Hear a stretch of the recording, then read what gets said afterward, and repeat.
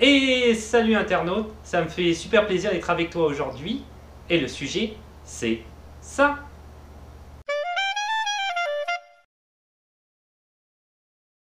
Ça va être bientôt la Gay Pride à Montréal. Et du coup, c'est ça qui me donne l'occasion de rebondir de manière très maladroite sur ce sujet-là. C'est comme pas super imaginatif. Ça déborde pas d'imagination. Mais pourquoi pas, voilà, ça me donne une excuse de parler de ce sujet-là au cinéma. Et ça me donne une très bonne excuse, et j'en suis très content. Donc c'est ça, ça va être le cinéma LGBTQ, avec la Gay Pride bientôt à Montréal. Si t'es à Montréal, tu peux y aller, c'est super cool. Je vais commencer avec la série télé Pause, qui est quand même notée assez haut sur IMDb, il faut le dire, 8.5 sur IMDb. C'est une série télé de Brad Falchuk et Ryan Murphy. Ça, ce sont les créateurs de American Horror Story et Glee, comme me disait ma conjointe.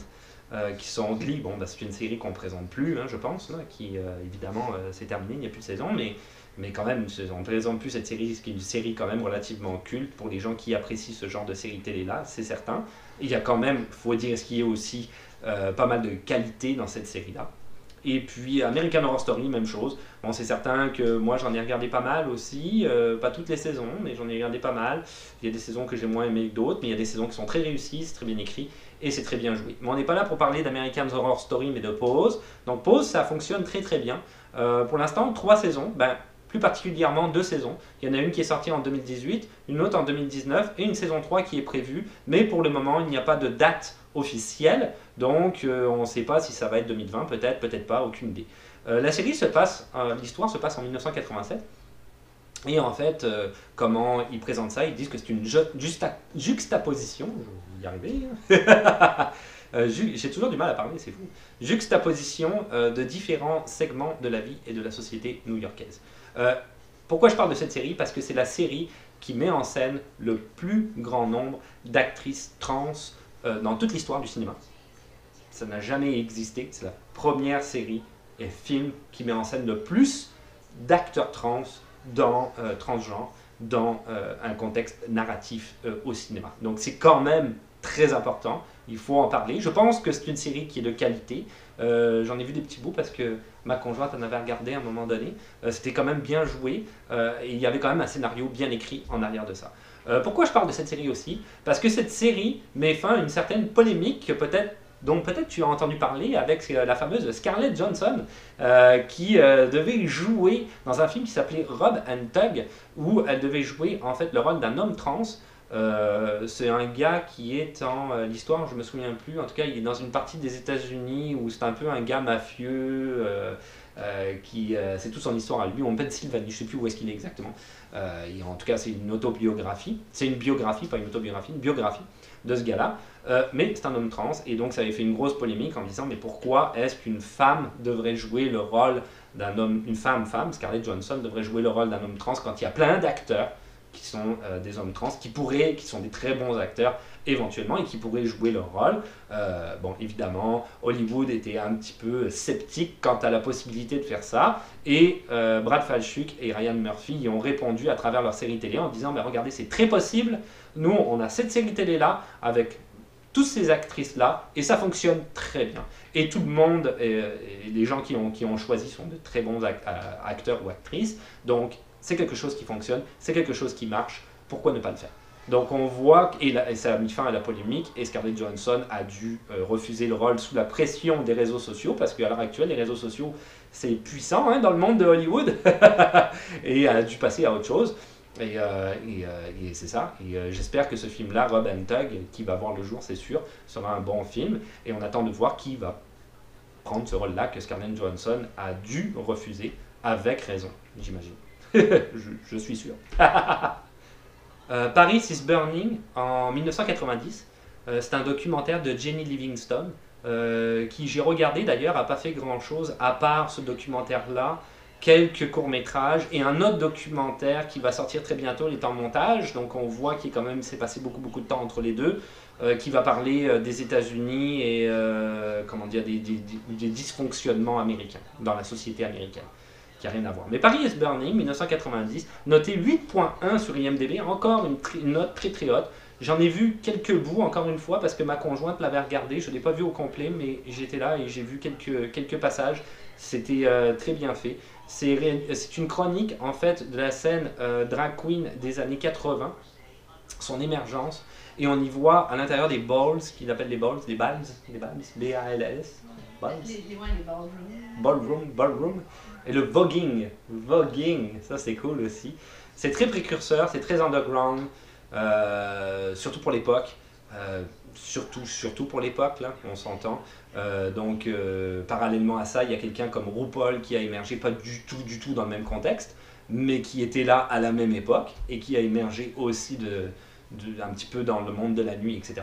Donc, on voit que c'est quand même quelque chose qui est assez important et influent dans l'univers, je te dirais, du cinéma. C'est un documentaire, certes, mais je pense que c'est important d'en parler. Si tu l'as pas revu, tu peux aller le voir. C'est quand même intéressant et je pense que c'est important de le voir aussi parce que c'est très bien fait. On comprend beaucoup de choses de la vie de la vie de la nuit, un petit peu, je te dirais, à New York, comment ça se passait et comment c'était extravagant et comment c'était. Il y a des gens qui montrent dans le documentaire qui ont une vie dans laquelle ils s'ennuient un peu le jour, etc. Mais ils mettent tout de leur argent et toute leur énergie dans ce qui va se passer dans la nuit, parce que dans la nuit, ils sont quelqu'un d'autre, ils sont une personnalité qui se sont créées, c'est juste extraordinaire. Il y a des maisons, là, les maisons des Japonais, je me souviens, puis les maisons, il y a chacun une maison, là, je me souviens, c'était vraiment... Non, c'était vraiment... Oui, les house, c'est ça, ouais, c'est ça. Une drag queen qui apprend les jeunes. C'est ça, une drag queen qui prend les jeux. Ça remonte un peu comme l'univers japonais. Hein, c'est un petit peu comme. Ça reprend un petit peu l'idée, c'est ça, des geishas, etc. C'était vraiment.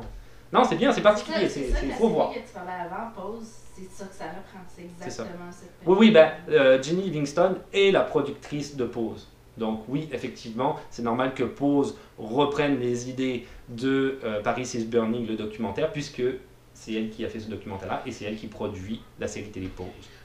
Donc je m'arrêterai là-dessus.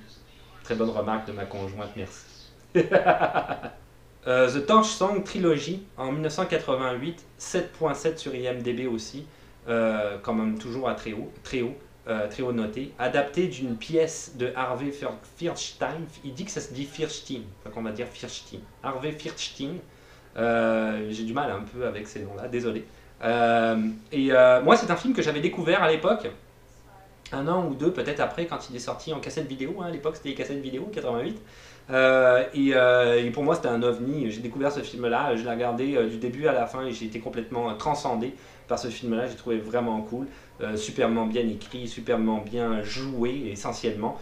Une histoire assez dure, en même temps drôle, puis en même temps poignante, vraiment bien fait. C'est l'adaptation en fait de la pièce de théâtre de Harvey Fierstein, qui en fait était à Broadway de 1982 à 1985 et il a gagné un Tony Award en 1983. Il y a eu 1222 représentations de cette pièce de théâtre-là, c'est pas rien. Et ce film en a découlé. C'est un très bon film. Dedans, on retrouve évidemment Harvey Fierstein, mais il y a aussi Anne Bancroft et Matthew Broderick. C'est un film que je te conseille. C'est un très bon film. C'est un film qui évidemment est à la fois politique et militant aussi pour la cause, mais c'est pas maladroit. C'est bien amené et c'est bien fait. Donc, si c'est pas dans ta filmographie, il faut que ça le soit parce que c'est quand même un très bon film. Je pense que je l'ai dit. The Crying Game en 1992 de Ned Jordan, écrit par Ned Jordan aussi, avec Stephen Rea et Jay Davidson. Ce film-là, 7.3 sur IMDb, ce film-là aussi pour moi est un film culte. Je l'ai aussi découvert à peu près à la même époque. J'ai été complètement, on dit ici, mind blown, hein, j'ai été complètement halluciné par ce film-là, parce que c'est un des premiers films, bien avant le film de Robert Rodriguez, From Dusk Till Dawn, qui présentait un style où il y a un twist au milieu du film qui le fait changer de genre. Ça, c'est quelque chose que j'ai beaucoup apprécié justement dans From Dusk Till Dawn et qu'on retrouve dans ce film-là, qui était bien avant, pas bien avant, mais quelques années avant From Dusk Till Dawn. Donc ça, déjà, c'est quelque chose qui m'avait quand même beaucoup plu. C'est très bien joué aussi. Il faut savoir que Jay Davidson, parce qu'il y a il y a Forest Whitaker qui joue dedans, Stephen Rea, Jay Davidson pour les acteurs. Jay Davidson, lui, c'était quelqu'un qui évolue dans le monde de la mode, notamment à Hollywood. et qui a été vu dans une fête par un agent de casting, une fille, et qui lui a dit il faut absolument que tu joues dans ce film-là. Lui, il a accepté, il ne connaissait pas le scénario. Évidemment, quand il a vu le scénario, il était complètement halluciné par ce film-là. Il a dit ben oui, c'est sûr, je joue là-dedans. Et il a eu une performance hallucinante, qu'il a quasiment été oscarisé pour le film. Et par après, il a joué dans Stargate. Tu le connais peut-être de là, c'est lui qui jouait Ra dans Stargate en 1994. Du gars d'Independence Day, j'ai oublié son nom. Robert Emmerich, c'est ça. Et bref, c'est ça, et finalement il a mis un terme à sa carrière après avoir joué le rôle dans Stargate. Il est retourné dans le monde de la mode parce que Stargate, il voulait pas le faire, ils lui ont donné un cachet de $1 million, et ils ont vraiment insisté pour qu'il joue dans le film. Il a accepté ce million-là, il a investi dans sa propre compagnie, et il est devenu un assistant de la mode, un designer de la mode, notamment pour des gens comme Madonna et autres. Donc ce gars-là existe encore, il évolue plus dans le milieu de la mode. C'était quand même aussi à dire, entre parenthèses, par rapport à l'anecdote vis-à-vis de ce film-là, et de Jay Davidson qui joue terriblement bien dans le film. C'est un film qui a été fait à très petit budget parce que la maison de production en arrière de ce film-là, quand même ça mélange de rôles, hein. Ça mélange les gars de l'IRA avec le monde dont on est en train de parler. C'est quoi le sujet de la vidéo que je suis en train de faire. Donc les gars de l'IRA, en tout cas, c'est quand même quelque chose d'à part, c'est quelque chose qui est très violent, c'est quelque chose qui est très militaire. Donc on voit tout de suite qu'on a comme deux mondes qui clashent en un seul monde. Donc ça peut être un petit peu spécifique, un petit peu spécial, et évidemment à l'époque c'était pas du tout dans les mentalités, et surtout pas dans la maison de production qui voulait pas mettre d'argent dans les films parce qu'ils y croyaient pas du tout. Donc c'était un des films qui a eu le plus petit budget pour l'époque, avec quand même un acteur comme Stephen Rea qui était quand même un grand acteur pour l'époque. Ils se sont battus pour faire le film parce qu'ils allaient dépasser le budget à maintes reprises, et finalement le film en bout de ligne il a remporté $62 millions. Ça je trouve que c'est cool. Ça donne peut-être un petit peu je sais pas, ça leur a peut-être donné une leçon. Je pense pas que ça leur a donné une leçon. J'aimerais imaginer que ça leur a donné une leçon à la maison de production en disant on met pas beaucoup d'argent dedans, et finalement c'est un des films qui nous a le plus rapporté d'argent dans l'année. Mais bon, je sais pas si ça s'est passé comme ça. The Rocky Horror Picture Show en 1975, je ne peux pas ne pas parler de ce film-là, c'est clair, c'est une anthologie. Ce film-là, c'est monumental, je vais le dire, j'ai tout le temps le mot monumental, voilà, je l'ai dit. 7.4 sur IMDb, ça c'est sûr. Premier film, avant il avait fait des séries télé, mais c'est le premier film de Tim Curry. Sa première apparition. Sa première apparition au cinéma, Tim Curry. Évidemment, c'était lui qui tenait le premier rôle dans la pièce de théâtre, hein, puisque c'est une pièce de théâtre à la base de Rocky Horror Show par Richard O'Brien, qui se tenait à Londres, dans un théâtre à Londres en 1973. Mais voilà, ça a fait toute la carrière de Tim Curry, naturellement. Mais il est fantastique dans le film. On a aussi Suzanne Sarandon. Suzanne Sarandon. Suzanne Charançon, ouais. Donc Tim Curry, Suzanne Sarandon, j'arrive pas. Ok, Suzanne et Meatloaf. Il y a d'autres acteurs, mais c'est ceux que j'ai retenus qui sont peut-être les plus connus, on va dire, encore à l'heure actuelle. La particularité de ce film-là, c'est qu'il est encore diffusé dans des salles, dans certaines salles spécifiques. Je sais qu'il y en a une à Paris. Tu peux y aller, et c'est diffusé à minuit. La raison en est que quand le film est sorti, en fait, aux États-Unis, ils avaient décidé de diffuser le film un petit peu comme maintenant, à peu près à toutes les heures de la journée, hein, donc t'en avais dans l'après-midi, etc. Et c'était vide, il n'y avait personne qui allait voir le film, et à la séance de minuit, c'était plein. C'était plein à craquer. Donc, ils ont gardé un petit peu cette tradition-là de la séance de minuit. Et tu peux encore aller voir le film à Paris, et alors c'est des films qui sont un petit peu, je te dirais, quelque part interactifs. C'est-à-dire que tu peux aller là-bas et on te donne un kit, littéralement, dans la salle quand tu rentres, et tu vas avoir du riz, et tu vas avoir des petits gâteaux, je sais que tu peux manger à un moment donné, tu vas avoir une clochette que tu peux teinter, tu vas avoir une bougie, tout ça c'est de mémoire, mais une bougie que tu allumes à un moment donné quand il dit, à un moment donné, allume la lumière dans une des scènes spécifiques. Bref. There's a light, la chanson. There's a light, c'est ça, ouais, il y a une chanson, ouais, c'est ça. Oui, c'est vrai, c'est la chanson. Donc c'est ultra. Et tu balances du riz partout, là, quand ils balancent du riz. Je pensais au début, là, quand il y a le mariage, en tout cas. Ils balancent du riz partout, ils t'en balancent dans toute la salle, c'est vraiment cool. Est-ce qu'il y a des instructions pour faire le time wrap? Oui, il y a des instructions aussi pour le voyage dans le temps. Tu as une feuille avec une instruction pour le voyage dans le temps, c'est vraiment, vraiment cool. Et quand même à noter, le musée du cinéma je vais essayer de le dire comme il faut parce que déjà Suzanne Charandon, j'y arrive pas. Donc le musée Lichtspiel en Allemagne diffuse le film une fois par semaine depuis 1977. C'est le record battu mondial, c'est clair. Et encore maintenant. Hein. Donc fantastique. Quand même à noter, c'est une perle rare. Si tu l'as pas vu, regarde-le. Évidemment, c'est une comédie musicale. Faut que tu gardes ça en tête. Tu ne vas pas regarder un film, je dirais quelque part normal. Tous les films sont normaux, mais c'est une comédie musicale, c'est un genre. Donc c'est ça, comédie musicale, mais fantastique. Rien d'autre à dire. La Cage aux folles en 1978 de Édouard Molinaro. Donc là, on part dans le film français. Scénario Francis Weber et Jean Poiret. Avec Ugo Tognazzi, l'acteur italien, et Michel Serrault, évidemment, on n'en parle pas. Alors ça, évidemment, c'était une pièce de théâtre avant d'être un film. Si tu ne le sais pas, bah, tu le sais maintenant, mais je pense que tu dois le savoir, tout le monde le sait. En tout cas, je ne sais pas. Dans les rôles principaux, parce que le scénario, c'est Francis Weber et Jean Poiret, mais dans les rôles principaux, c'était Jean Poiret et Michel Serrault dans la pièce de théâtre. C'est Ugo Tognazzi qui a repris le rôle de Jean Poiret dans le film. Le film, quand même, la pièce de théâtre aussi, pour finir avec ça, 1800 représentations, c'est quand même pas rien, de 1973 à 1978. Évidemment, ce film-là est une perle, si tu l'as pas vu, il faut le voir, c'est une anthologie de la comédie, c'est tellement drôle et tellement bien joué. Michel Serrault est remarquable dans ce film-là, il t'a l'apogée de ce qu'il est capable de faire. Évidemment, c'est un très grand acteur dans plein de genres de films différents, mais là-dedans, il est fantastique. Des anecdotes par rapport... Alors moi, la scène de la biscotte, je l'ai même remis en faisant la recherche. La scène de la biscotte, c'est ça qui me tue le plus, quoi. J'ai ri à chaque fois. Autre chose, oui, quand même, à noter, c'est le film étranger le plus vu aux États-Unis. Parce que c'est certain qu'aux États-Unis, ils détestent ça, les films étrangers. Eux, ils font tout le temps des remakes. Ils aiment pas ça quand le film il est doublé, quand il est sous-titré, c'est horrible pour eux.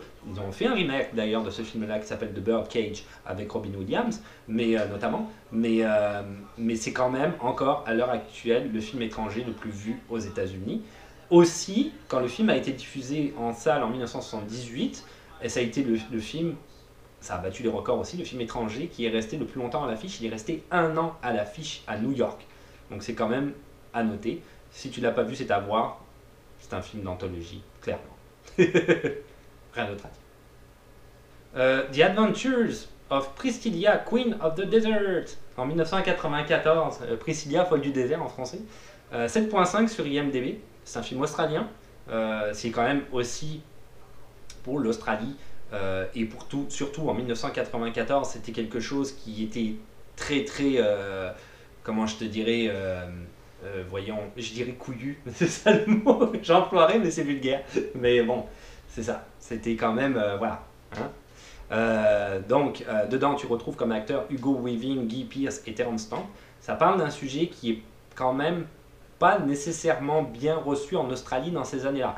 Donc, bien qu'il y ait quand même une communauté qui existait, LGBTQ, j'imagine, j'imagine pas, c'est sûr, en Australie, mais encore une fois, c'était quand même majoritairement underground et c'était plus ou moins bien vu, on va dire.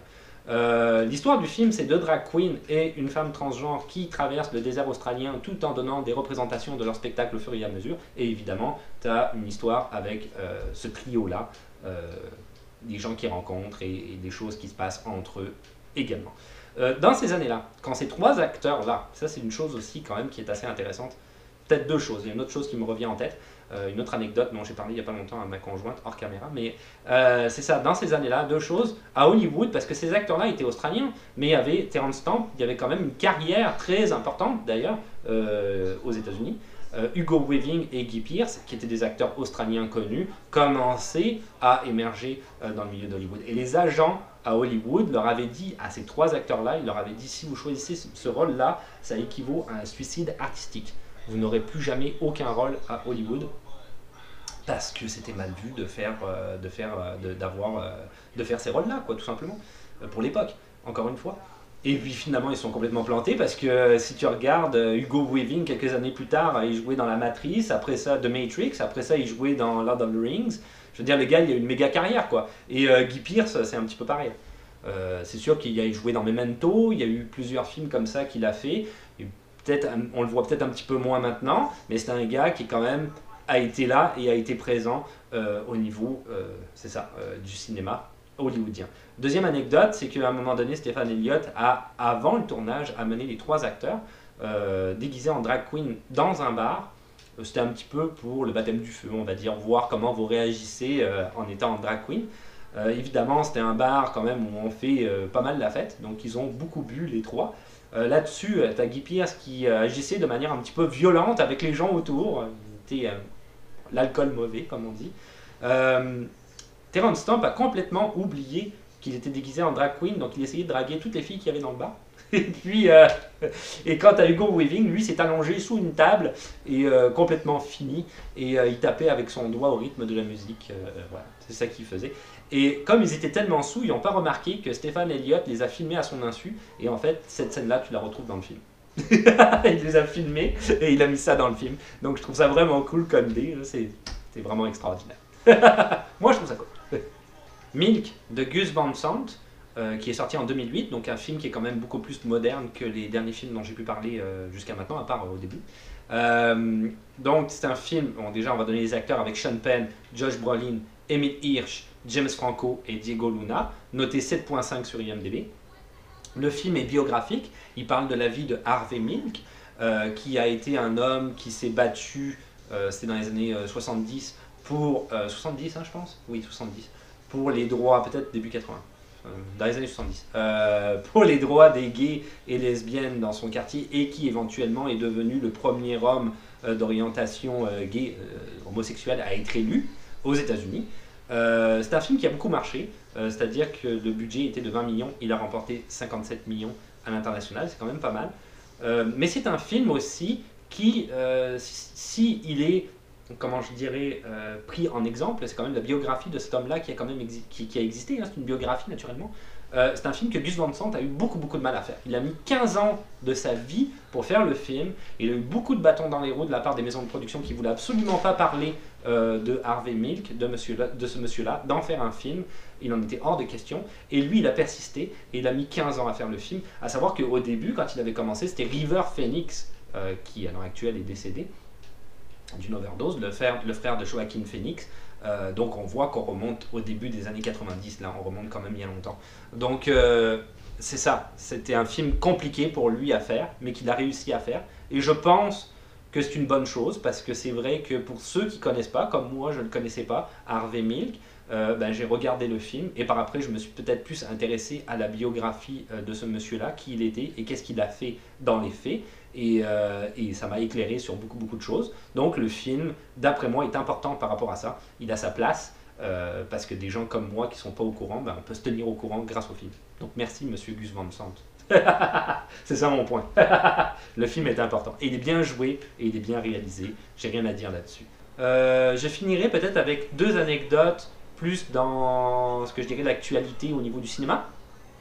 C'est sûr que là, c'est comme d'habitude, tu connais un petit peu ce genre de vidéo-là, je ne peux pas parler de tous les films. Donc j'ai fait une sélection quand même dans ma filmographie personnelle des films, parce que tous les films dont j'ai parlé, je les ai quand même pas mal vus. Hein. Peut-être à part le documentaire tout à l'heure, comme j'ai dit, où j'avais vu des passages, mais les autres films, je les ai quand même pas mal tous vus.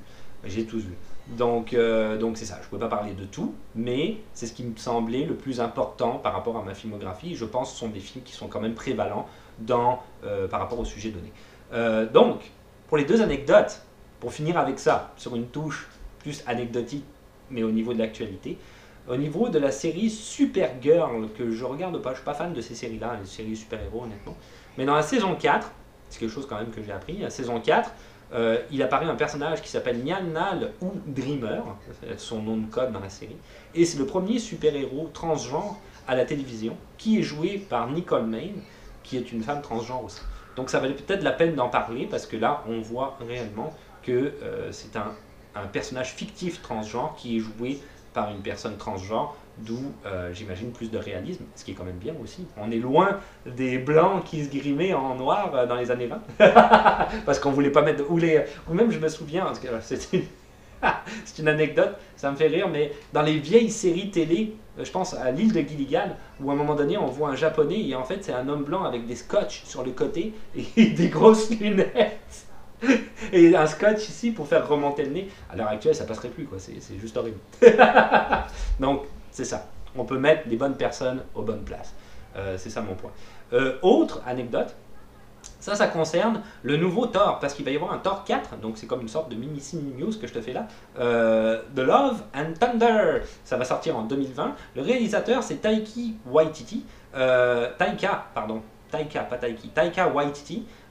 Donc je l'avais dit dans le dernier Ciné News, il était en train de faire Akira et finalement il a mis Akira entre parenthèses pour aller faire Thor et il va reprendre Akira après. J'espère que Akira va se faire parce que c'est un projet qui moi en tant que spectateur me tient à cœur, j'aimerais ça vraiment voir le film, mais c'est pas moi qui décide, c'est Hollywood, on verra bien. Mais pour l'instant ça va être Thor 4 et dans Thor 4 il y a une rumeur comme quoi il y aurait un personnage transgenre qu'on verrait, qui serait la future épouse des Valkyries, dont le nom serait Sera, c'est ça qu'on voit en fait dans la bande dessinée, donc la plupart des gens ont extrapolé ça, vu que de toute façon ils savent à peu près de quoi, les fanatiques, j'entends, de la bande dessinée, savent de quoi Love and Thunder va parler, c'est l'émergence des femmes dans ce Thor-là.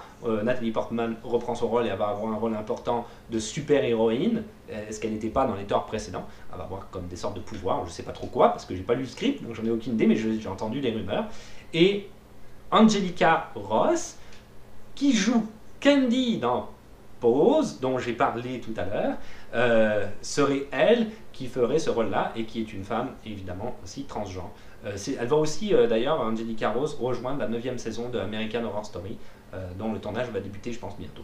Donc on voit, elle tourne beaucoup, je pense que c'est la femme transgenre émergente dans le milieu du cinéma à Hollywood qui va avoir des rôles un petit peu partout honnêtement. Donc c'est la dernière peut-être rumeur sur ce sujet-là, quand même assez important. Thor, The Love and Thunder, en 2020. Et voilà, c'est tout pour aujourd'hui. Donc c'était un sujet quand même qui, moi et ma conjointe, ça nous tenait quand même pas mal à cœur de pouvoir en parler parce que c'est l'émergence de ce cinéma-là, c'est l'émergence, évidemment, tu l'as vu à travers la vidéo, il y a des films qui ont été faits par le passé, c'est pas nouveau, mais d'avoir réellement un support identitaire et de pouvoir être toi-même dans ton identité et pas joué par quelqu'un d'autre. Ça, c'est très important. Et j'aimerais, pour rebondir peut-être sur un autre sujet, que ce soit la même chose pour les Premières Nations à un moment donné. J'aimerais ça. Ils font beaucoup d'efforts, eux. C'est des acteurs aussi, ils sont là. Ils font beaucoup d'efforts. Je pense notamment à Adam Beach dans Suicide Squad qui a tellement un petit rôle là-dedans. Et ils font quand même beaucoup d'efforts pour essayer d'être présents et pourquoi pas, pourquoi on ne leur donnerait pas leur place à eux. Tout le monde a droit à sa place. C'est ça que je pense dans le monde. Il n'y a pas de problème, moi il y a de la place pour tout le monde. Donc il n'y a pas de souci. Donc bref, c'est ça. Je trouvais que c'était intéressant comme sujet et ça valait la peine d'en parler. Donc d'où cette vidéo. Après, pour le reste, je postillonne beaucoup, c'est horrible, désolé. Pour le reste, c'est comme d'habitude. Si tu veux t'abonner, parce que c'est plus facile de savoir quand est-ce qu'une nouvelle vidéo va sortir, des questions, des suggestions ou des commentaires par rapport à la vidéo, il n'y a pas de problème que tu peux mettre dans la section commentaires naturellement. Si tu as d'autres suggestions de films qui sont par rapport à ce sujet-là et qui t'auraient marqué toi plus particulièrement, pourquoi pas. De mettre, c'est toujours enrichissant, de mettre un petit pouce bleu parce que ça fait toujours plaisir et on se retrouve à la prochaine. Il n'y a pas de musique aujourd'hui parce qu'il est chez une amie. Il est pas là. Ça se dit chez une amie? Chez une amie? Ça se dit pas. Chez une amie.